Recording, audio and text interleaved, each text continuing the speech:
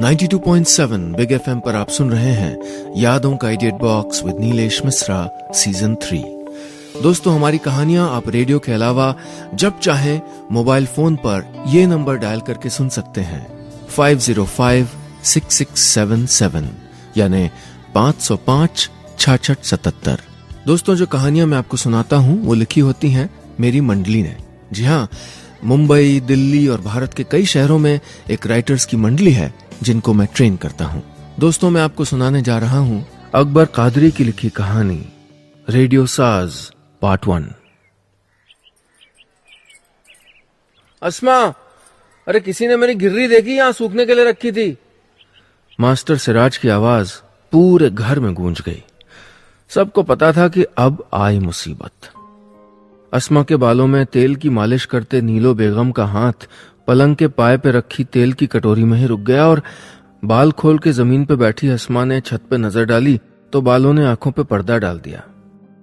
देख तो तेरे अब्बा क्या ढूंढ रहे? नीलो बेगम ने अस्मा के कंधे पे कोहनी मारते हुए कहा। अस्मा ऐसे ही खुले बालों के साथ बगल की सीढ़ियां चढ़ गई।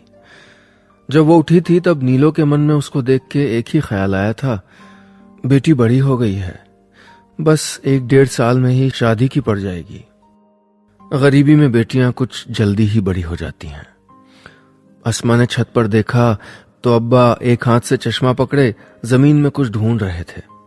चश्मा ना संभालते तो गिर जाता। उसकी डंडियां इतनी बार जोड़ी जा चुकी हैं कि ढीली ही रहती हैं। क्या हुआ अब्बा? अस्मा ने पूछा। अरे मैंने रेडियो की घिर्री रखी थी जोड़ के सूखने के लिए, न जाने कहां चली गई। अस्मा ने छत की फर्श पर नजर दौड़ाई। वो जल्दी से वो घिर्री यानी वॉल्यूम बदलने वाला नॉब ढूंढ लेना चाह रही थी, नहीं तो अब्बा की रोज की कमेंट्री सुननी पड़ती। लाख चाहते हुए भी घिर्री अस्मा की निगाहों में नहीं आई और नतीजतन अब्बा की कमेंट्री शुरू हो गई। कितनी बार कहा है कि मेरे सामान को मत छुआ करो, जहां पड़ा है पड़ा रहने दो। मुझे परेशान करने में तो मजा आता है ना सबको, सबके सब मिले रहते हैं। नहीं करूंगा दुकान बंद, कभी नहीं करूंगा। सिराज साहब चिल्लाए जा रहे थे और अस्मा अब भी घिर्री ढूंढ रही थी। अब्बा की कमेंट्री के बीच वो सामने रखे मिट्टी के गमले के पास बढ़ गई जिसपे मनी प्लांट लगा हुआ था। यह मनी प्लांट भी एक दिन सिराज साहब उठा लाए थे अपने जिगरी दोस्त गफ्फार अली के कहने पर। उन्होंने कहा था कि जैसे जैसे ये बढ़ेगा घर में पैसे की आमद बढ़ जाएगी। आमद तो कुछ नहीं बढ़ी थी। हाँ, सुबह शाम पानी डालते रहने से मनी प्लांट कोठे की दीवार पर जरूर बढ़ गया था, लेकिन किसी की मजाल थी कि कोई उस मनी प्लांट को वहां से हटा देता।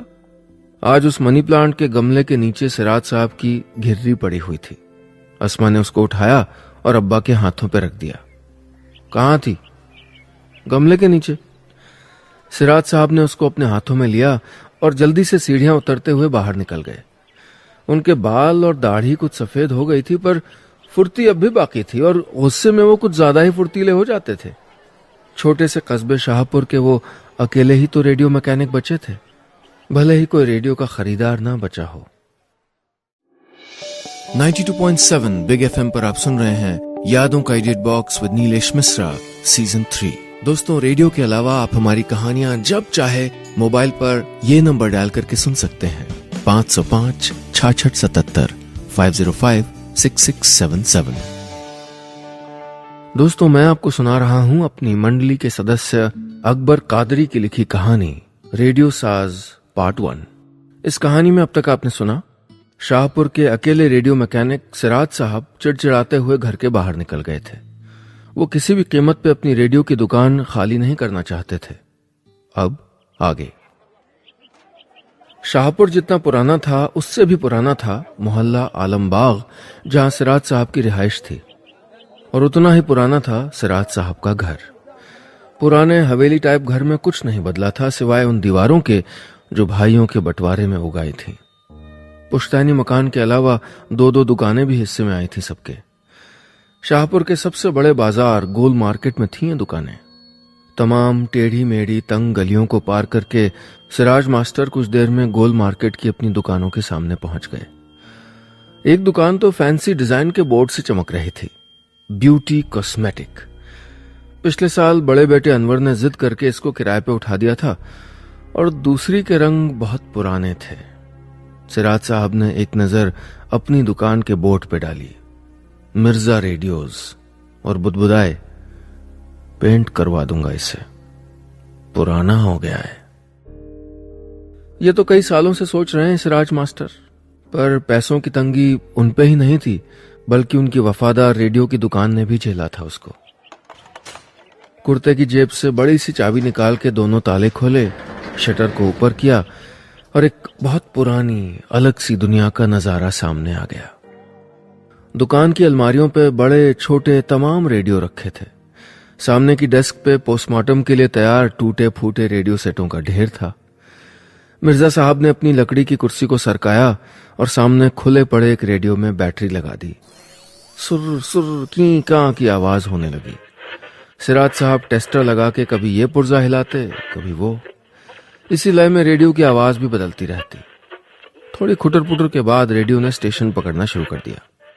यह आकाशवाणी का छतरपुर केंद्र है, अब आप गीत माला सुनिए। यह आवाज सुनकर सिराज मास्टर के चेहरे पे ऐसी खुशी उभर आई जो किसी सर्जन डॉक्टर के चेहरे पे एक कामयाब सर्जरी के बाद आती है। मास्टर सिराज ने सारे स्टेशन चेक करने के बाद जेब से वो घिर्री यानी नॉब निकाला और बहुत ही सावधानी से एक पेंच की मदद से लगा दिया। कपड़े से रेडियो को अच्छे से साफ किया और अलमारी में रखने के लिए आगे बढ़े कि तभी एक बूढ़ा आदमी अंदर आया। सलाम मास्टर, सलाम। अरे किशन लाल, आओ आओ। रेडियो ठीक हो गया मास्टर? हाँ हो गया। मास्टर सिराज ने रेडियो अलमारी के बजाय किशन लाल की ओर बढ़ा दिया। क्या बॉडी बदल दी है? नहीं, बस स्पिरिट से सफाई की है। एकदम चमकता कत्थई रंग का वो रेडियो बहुत अच्छा लग रहा था। सिराज मास्टर ने किशन लाल को बैठने का इशारा किया और बैटरी उठा के दे दी। बैटरी लगते ही गाना बज उठा, ये कौन चित्रकार है, ये कौन चित्रकार। किशन लाल ने स्टेशन बदल के देखे, एकदम सही। फिर वॉल्यूम की घिर्री घुमाई तो घिर्री में पड़ी दरार दिख गई। मास्टर जी घिर्री तो बदल देते, किशन लाल ने पूछा तो सिराज मास्टर ने कहा, अल्लाह का शुक्र मनाओ कि मैंने जोड़ के लगा भी दिया। बाजार में पुर्जे कहाँ हैं रेडियो के, संभाल के रखना इसे, गिर गया तो गया काम से। किशन लाल ने जेब से पैसे निकालते हुए कहा, अरे जब तक आप हो मास्टर तब तक कोई बात नहीं है, आपने तो इससे भी खराब बाजे ठीक किए हैं। कितने रुपए हुए? तुमसे क्या रुपया लेंगे किशन लाल, बस स्पिरिट और ग्लू के 15 रुपए दे दो। किशन लाल ने वो 15 रुपए भी दो जेबों से सिक्कों की शक्ल में निकाल के दिए थे मास्टर को। रेडियो सुनने वाले किसान मजदूर ही आ जाते थे भूले भटके, जो अब भी अपने प्यारे रेडियो का साथ नहीं छोड़ पाए थे। दिन भर दुकान पे खटने पे भी क्या हाथ लगता है, 150 रुपए। इसी बात पे अनवर आए दिन झगड़ता रहता है सिराज मास्टर से। घर का खर्च और आमदनी की खाई अब रेडियो रिपेयर के काम से नहीं चलने वाली, ये बात सिराज साहब समझते तो थे, पर उन रिश्तों को खत्म नहीं कर पा रहे थे जो वहां दुकान पे रखे रेडियो और उनके ग्राहकों से बन गए थे।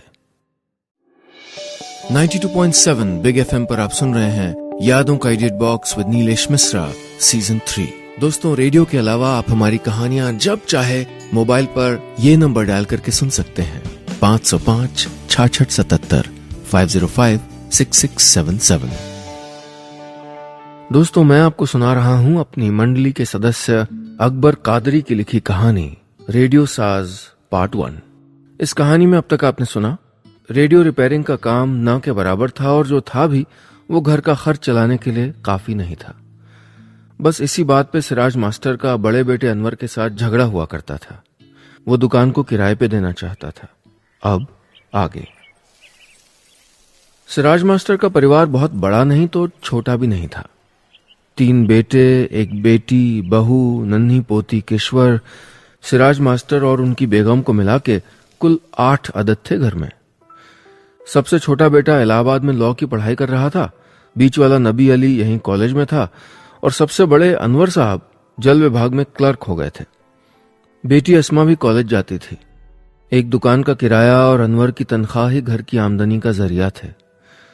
सिराज साहब की रेडियो की दुकान खुद अपने मेंटेनेंस का खर्चा निकाल ले, यही काफी था।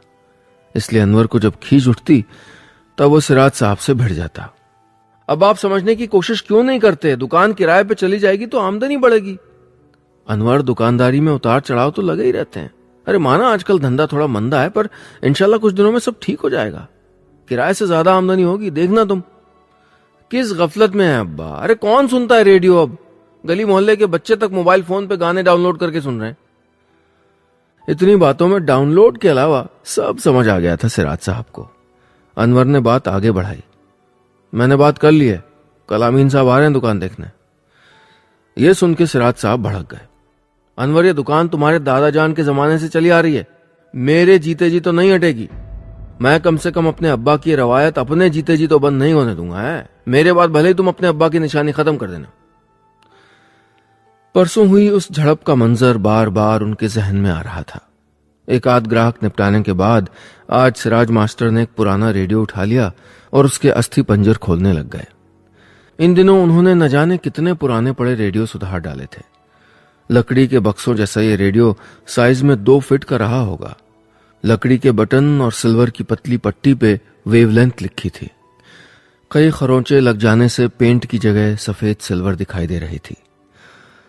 कोई सिराज साहब का दिल खोल के देखता तो उस पे लगी वक्त की खरोंचें साफ दिख जाती। सिराज साहब का पेंचकस स्क्रू खोलने लगा। अभी चौथा स्क्रू ही खुला होगा कि दुकान पे सिराज साहब के दोस्त गफ्फार मियां ने दस्तक दी। अदाब अर्ज़ मियां, अब बड़े मशगूल हो? बस मशगूल कर रहा हूं अपने आप को। क्यों? क्योंकि खाली दिमाग शैतान का घर। दोनों हंस दिए, क्योंकि इस उम्र में आके दोनों ही खाली हो गए थे, बिल्कुल आउटडेटेड। उस बड़े वाले रेडियो की तरह जो बजता तो है पर उसकी फ्रीक्वेंसी बहुत ही कम लोगों तक पहुंच पाती है। शाम हो गई थी और चाय का वक्त भी। बिना किसी के ऑर्डर किए चाय वाले शंभू काका 2 कप चाय दे गए थे दुकान पे। इस पुराने बाजार में बहुत कुछ बदल गया था, बस नहीं बदली थी तो कुछ रवायतें। फूल वाला सुबह सुबह हर दुकान में फूलों का पूड़ा डाल देता है। हर जुमेरात नियामत इत्र वाले कान वाली कड़ियां बांट जाते हैं। पंडित जी मंगल मांगने चले आते हैं। यही तो वो रिश्ते थे जो बदलते बाजारवाद और मॉल कल्चर में आखिरी सिस्कियां ले रहे थे। 92.7 बिग एफएम पर आप सुन रहे हैं यादों का edit box with Nilesh Mishra season 3। दोस्तों, रेडियो के अलावा आप हमारी कहानियां जब चाहे मोबाइल पर ये नंबर डायल करके सुन सकते हैं 505 66 77 505 6677। दोस्तों, मैं आपको सुना रहा हूं अपनी मंडली के सदस्य अकबर कादरी की लिखी कहानी रेडियो साज पार्ट 1। इस कहानी में अब तक आपने सुना, अपने बड़े बेटे अनवर से दुकान को लेके हुई झड़प ने सिराज साहब के दिमाग पे खासा असर छोड़ा था। पर सिराज साहब अब भी अपनी रेडियो की दुकान बंद नहीं करना चाहते थे। अब आगे चाय पी लेने के बाद गफ्फार मियां ने जेब से एक इलायची निकाल के सिराज मास्टर को देते हुए कहा, मास्टर एक बात तो है, तुम्हारे हाथों में जादू है। कमबख्त इस कबाड़ से भी गाना बजने लगता है। अब यह जादू बहुत दिनों तक नहीं चलने वाला गफ्फार मियां। जब तक हम हैं तब तक ही है ये दुकान, और क्या पता हमारे रहते ही। इतना कह के सिराज मास्टर खामोश हो गए। ऐसे मायूस ना हो मास्टर, अल्लाह ने चाहा तो सब ठीक हो जाएगा। अरे कहां से होगा गफ्फार मियां, रेडियो कौन सुनता है अब? कभी कभार ये किसान और मजदूर लोग आ जाते हैं, ये बात मैं अच्छे से जानता हूं। और कई बार सोचा कि कुछ और सामान रख लेता हूं, पर पूंजी कहां से लाऊं? और रेडियो रिपेयरिंग के अलावा मुझे कहां कुछ आता है। अनवर की बात ठीक है, दुकान किराए पे चली जाएगी तो कुछ पैसे तो आ ही जाएंगे, लेकिन सारा दिन मैं घर में करूंगा क्या? यहां तो वक्त कट जाता है। थोड़ी खामोशी के बाद सिराज मास्टर ने बात आगे बढ़ाई। जमाना बहुत तेजी से बदल गया ना गफ्फार मियां, कमबख्त हमें बदलने का टाइम भी नहीं दिया। 2 बहनों की शादी, बच्चों की परवरिश, सब कुछ इसी दुकान की बदौलत ही तो हुआ है। तुम्हें याद है जब अब्बा ने दुकान खोली थी? मुस्कुराहट के साथ 55 साल के गफ्फार मियां की झुर्रियां चेहरे पे उभर आईं, जैसे कहीं छुपी बैठी थी। उन्होंने माजी को कुरेदते हुए कहा, मैं 3री या 4थी जमात में था शायद। शाहपुर में ये पहली दुकान थी रेडियो की। और रेडियो कहां तब कोई कहता था, सब बाजा बाजा कहते थे। अब्बा जान ने दुकान के आगे एक कुर्सी पे लाल मखमल का कपड़ा बिछा के वो बड़ा वाला रेडियो आता था ना, बबुआ छाप, वो बाहर निकाल के रख दिया था। 6 साल लगते थे उसमें। सिर्फ आवाज सुनने के लिए लोगों की भीड़ इकट्ठी हो गई थी। सिराज मास्टर ने कहा तो गफ्फार मियां ने जवाब दिया, अरे उस वक्त घरों में तो कपड़ों वाली इस्त्री भी नहीं होती थी। रेडियो तो बहुत बड़ी नियामत थी, शान और शौकत की निशानी थी रेडियो। गफ्फार मियां के कुरेदते ही जैसे पुराने मंजर दोनों दोस्तों की आंखों के सामने आने लगे। तो याद है, रेडियो सुनने वालों से बैठक भरी रहती थी। जैसे ही खबरों का वक्त होता था, लोगों के कदमों की आवाज आने लगती थी। अब्बा रेडियो उठा के बीच में रख देते, चाय की चुस्कियों के साथ सब लोग खबरें सुनते और फिर बहसें होती रहती थी। सिराज साहब की बात सुन के गफ्फार मियां ने जवाब दिया, अरे मास्टर, रेडियो के बहाने ही सही लोग मिलते तो थे, आपस में रुखबत तो थी। सब कुछ खत्म होता जा रहा है। मेरे बेटे को अब यह मोहल्ला अच्छा नहीं लगता, कहता है कि इतनी तंग गलियां हैं, किसी को बुलाने में शर्म आती है। मैंने कहा, इस मोहल्ले की सिर्फ गलियां तंग हैं बेटा, पर यहाँ के लोगों का दिल बहुत बड़ा है। जरा सी खबर सुन के दौड़ पड़ते हैं सब। शाम हो गई थी। सिराज साहब ने वो खुला हुआ रेडियो बहुत आराम से उठा के एक तरफ रख दिया। बैटरी निकालते ही रेडियो की खुरखुराहट बंद हो गई। दुकान बंद करने का टाइम हो गया था। दुकान का भारी शटर हाथ लगते ही गिर गया, लेकिन सिराज साहब के मन का भारी शटर अभी भी गिरने को तैयार नहीं था। 92.7 बिग एफएम पर आप सुन रहे हैं यादों का edit box with Nilesh Mishra season 3। दोस्तों, रेडियो के अलावा आप हमारी कहानियां जब चाहे मोबाइल पर ये नंबर डायल करके सुन सकते हैं, 505-6677 505-6677। दोस्तों, मैं आपको सुना रहा हूं अपनी मंडली के सदस्य अकबर कादरी की लिखी कहानी रेडियो साज पार्ट 1। इस कहानी में अब तक आपने सुना, रेडियो मास्टर सिराज साहब अपने दोस्त गफ्फार मियां के साथ पुरानी यादों में खो गए थे, जब रेडियो शान और शौकत की चीज माना जाता था। अब आगे। सिराज साहब के घर पहुंचते पहुंचते अंधेरा घिराया था। आलमबाग की तंग गलियों में दिन में ही सूरज की रोशनी झांकने को मोहताज रहती थी। दोपहर को शाम और शाम को रात हो जाती है इन गलियों में। म्यूनिसिपल कॉरपोरेशन के खंभों में बिजली के तार बस नाम भर को थे। उनमें बिजली कभी दौड़ जाए ऐसा कम ही होता था। आज भी लाइट नहीं आ रही थी, लेकिन अंधेरी गलियों में भी सिराज साहब के कदमों की रफ्तार कम नहीं हुई थी। इतना पुराना वास्ता है इन गलियों से, ऐसा लगता है जैसे गलियां खुद ही हाथ पकड़ के घर के दरवाजे तक पहुंचा आती हैं उनको। घर पे पहुंचते ही नन्ही किश्वर दादा जान यानी सिराज साहब से लिपट गई। दादा जान आ गए, दादा जान आ गए, आज कौन सी कहानी सुनाओगे दादा जान? अपने बूढ़े हाथों से काफी जोर लगाने के बाद सिराज मास्टर ने किश्वर को उठा ही लिया और किश्वर का माथा चूमते हुए बोले, जो आप चाहें। तो परी वाली। अच्छा ठीक है, हम अपनी रानी बिटिया को परी वाली कहानी सुनाएंगे। यह कह के सिराज मास्टर ने किश्वर को गोद से उतार लिया और सहन की ओर बढ़ गए। अस्मा ने पास आके अब्बा के हाथों से बैग लिया और पानी का ग्लास उसकी ओर बढ़ा दिया। अभी 2 घूंट पानी ही पिया होगा कि लाइट आ गई और साथ में बच्चों का शोर भी।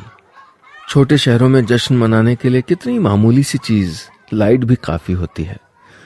खाना पीना खाने के बाद सिराज साहब अपने कमरे में पहुंच गए। दस्तरखान पे सब लोगों की खामोशी थी। वो समझ गए थे कि आज फिर से तूफान आएगा, पर वो उसके आने का इंतजार करते रहे और अलमारी में रखा अपना रेडियो ऑन कर दिया। घड़ी में 7:30 बजे थे। 108.9 मेगाहर्ट्ज पे इलाहाबाद स्टेशन पर खबरों में सिर्फ 15 मिनट बाकी थे।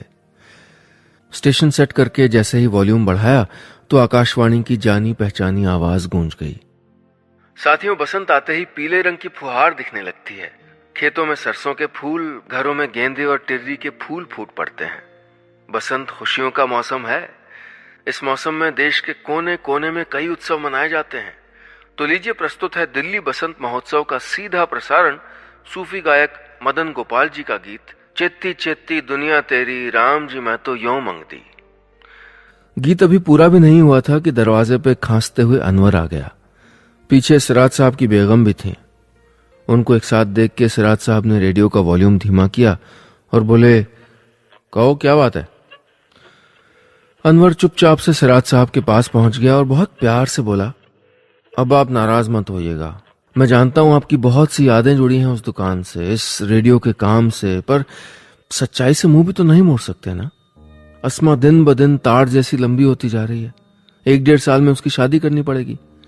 लाख कोशिशों के बाद भी मैं अपनी तनख्वाह से 100 रुपए तक नहीं बचा पाता। अब आप ही बताइए कि कैसे चलेगा। अगर दुकान किराए पे चली जाएगी तो उसी के किराए से अस्मा की शादी के लिए कुछ तो रुपया आएगा। अनवर के सवालों के सामने अलमारी में रखे रेडियो ने भी स्टेशन छोड़ दिया। खें खें की आवाज आते ही सिराज साहब ने उसको बंद कर दिया। अनवर के कंधे पे हाथ रख के बस इतना ही कहा, जैसी तुम्हारी मर्जी। बेटी के लिए अगर ये कुर्बानी मांगता है तो यही सही। 92.7 बिग एफएम पर आप सुन रहे हैं यादों का edit box with Nilesh Mishra season 3। दोस्तों, रेडियो के अलावा आप हमारी कहानियां जब चाहे मोबाइल पर ये नंबर डायल करके सुन सकते हैं 505-6677 505-6677। दोस्तों, मैं आपको सुना रहा हूं अपनी मंडली के सदस्य अकबर कादरी की लिखी कहानी रेडियो साज पार्ट 1। इस कहानी में अब तक आपने सुना, रेडियो की दुकान बंद करने पे भड़क उठने वाले सिराज साहब आखिर झुक गए थे। अपनी दुकान किराए पे उठाने के लिए राजी हो गए थे। बेटी की जिम्मेदारी आसान नहीं होती। अब आगे। रात भर सिराज मास्टर को नींद नहीं आई। सुबह जल्दी उठने के बाद नमाज पढ़ी, पर हमेशा की तरह उन्होंने अपना फेवरेट कार्यक्रम शुभ प्रभात नहीं सुना। बावर्ची खाने में नाश्ता करते वक्त अनवर ने सिराज साहब से कहा, अब्बा मुझे ऑफिस के काम से 2-3 दिनों के लिए बाहर जाना पड़ रहा है, नहीं तो मैं ही पुताई करवा देता। किराए पे देने से पहले रंगाई पुताई तो करानी होगी ना। सिराज मास्टर खामोश रहे। जल्दी से नाश्ता कर लेने के बाद बस यही कहा, जैसा तुम चाहो। अब्बा, दुकान के सामान का क्या करना है ये आप देख लीजिए। मैंने कोशिश कर ली है, कोई रेडियो का सामान खरीदने को तैयार नहीं है। अनवर ये नहीं कह पाया था कि दुकान के सामान को कबाड़ में बेच दो, हिम्मत नहीं थी इतनी, पर दूसरे अल्फाजों में कह भी दिया था। अपना बैग लेके सिराज मास्टर बाहर निकल गए। जाते जाते अस्मा के सर पे प्यार से हाथ फेर दिया था उन्होंने। गलियों से होते हुए उनके कदम एक मकान के सामने रुके। ये गुल्लू पेंटर का मकान था। आवाज लगाने पे गुल्लू पेंटर की बेटी इशरत बाहर आई। अस्सलाम वालेकुम सिराज चाचा, आप? हाँ बेटा, गुल्लू घर पे है क्या? दुकान पेंट करवानी थी। जी अब्बा तो काम पे गए, जैसे आ जाएंगे बता दूंगी। इतना सुन के सिराज साहब गोल बाजार की ओर बढ़ गए, आखिरी बार अपनी दुकान को देखने। दुकान का शटर खोल के उनको ऐसा लगा जैसे उसके खात्मे की खबर पहले ही उस तक पहुंच गई हो। सारे रेडियो कितने मुरझाए से लग रहे थे। आज सिराज साहब ने कोई रेडियो नहीं सुधारा, बस टिकटिकी लगाए उनको देखते रहे। थोड़ी देर में गुल्लू पेंटर भी आ गया। क्या चचा, दुकान चमकाने का इरादा है? सिराज साहब कुछ देर खामोश रहे, फिर बोले, कितना टाइम लग जाएगा? गुल्लू पेंटर ने एक नजर दुकान के सामान पे दौड़ाई और बोला, सामान तो ज्यादा नहीं है, आज भर में हो जाएगा। बिना देर किए सिराज मास्टर और गुल्लू पेंटर ने सामान को गत्ते के बक्सों में भरना शुरू कर दिया। सिराज साहब हर एक सामान को बहुत करीने से, बहुत प्यार से रखवा रहे थे। इन जर्मनी के सेटों के पुर्जे बहुत मजबूत होते हैं, इन्हें कैसे भी रख दो, पर ये वाले जापानी हैं, इन्हें मैं रखता हूं। एक एक कील तक सिराज साहब ने डब्बे में रख दी। डब्बे बाहर निकले तो खाली दुकान का मंजर दिखाई दिया और यादों का पुराना टुकड़ा उनकी आंखों में आ गया। अब्बा ने दुकान खोलने से पहले इसको पुतवाया था। बाहर रखे डिब्बों में बंद रेडियो को सजाने के लिए वो कैसे मचल रहे थे। दुकान तो आज भी पुत रही थी, पर हमेशा खत्म हो जाने के लिए। काम करते करते दोपहर हो गई। जोहर की अजान की आवाज सुनी तो सिराज मास्टर ने गुल्लू से कहा, गुल्लू मैं नमाज पढ़ के आया, बाहर रखे सामान का भी ध्यान रखना। लौटते हुए मैं बुग्गा भी लेते आऊंगा सामान ले जाने के लिए। तकरीबन 2-3 घंटे मस्जिद में बिताने के बाद जब सिराज साहब वापस पहुंचे तो दुकान देख के दंग थे। चमक रही थी दुकान और गुल्लू पेंटर सीढ़ियों पे खड़े हुए बोर्ड पे अपना ब्रश चला रहा था। बोर्ड पे गहरे लाल और सुनहरे रंग में लिखे शब्द मिर्जा रेडियोज कितने चमकदार हो गए थे। गुल्लू को वो ये तो बताना ही भूल गए थे कि बोर्ड सफेद कर देना है ताकि कोई और अपना नाम लिख सके। पर मिर्जा रेडियोज को देख के उनके चेहरे पे मुस्कान आ गई। गुल्लू ने कहा, कैसा लग रहा है चाचा? बहुत खूबसूरत गुल्लू। पीछे से बुग्गे वाले ने आवाज लगाई, सिराज चाचा बस ये 3 डब्बे हैं, कहां पहुंचाना है? सिराज साहब ने एक नजर अपनी दुकान पे डाली और उस बुग्गे वाले से कहा, कहीं नहीं, माफ करना भाई, सामान नहीं पहुंचाना है। सिराज साहब ने एक एक करके वापस से सारे रेडियो और सामान उठा के अपनी अपनी जगह पहुंचा दिए। शायद नमाज में अल्लाह से थोड़ी हिम्मत मांग के ले आए थे मास्टर सिराज। दोस्तों, यह था इस कहानी का पहला पन्ना। इसका दूसरा और आखिरी पन्ना पलटूंगा कल, कहानी रेडियो साज पार्ट 2 में।